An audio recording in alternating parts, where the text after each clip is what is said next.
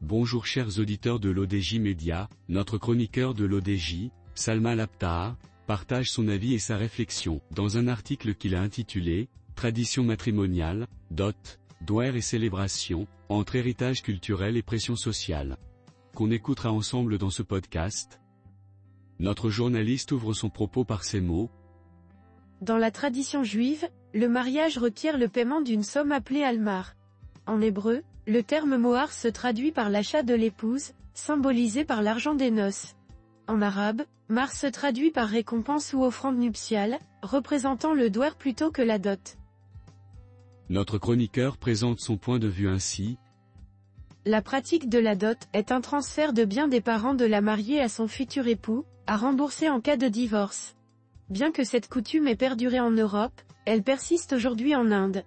Dans les traditions juives et musulmanes, le douaire est une exigence incontournable.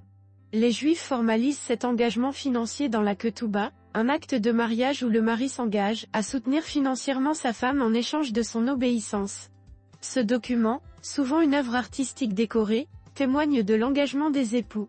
La ketouba juive peut comporter des sommes importantes, symbolisant l'intention de ne jamais divorcer. Au Maroc, une pratique courante consiste à ajouter des montants à la ketouba pour complimenter l'épouse.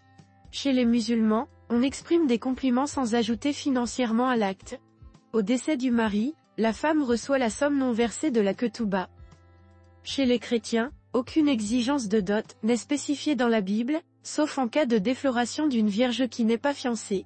Le Coran mentionne le mar ou sadak, un don d'amitié, obligatoire pour lever le tabou sexuel. Ce montant appartient à la femme et ne peut être réclamé par l'époux.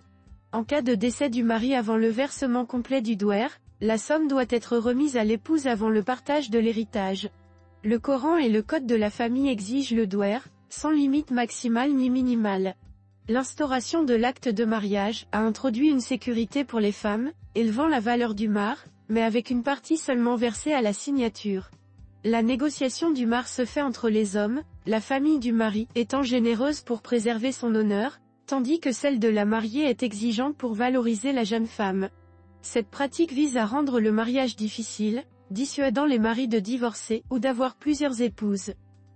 Le mar est souvent utilisé par les parents, pour compléter le trousseau de la mariée et financer une partie des cérémonies.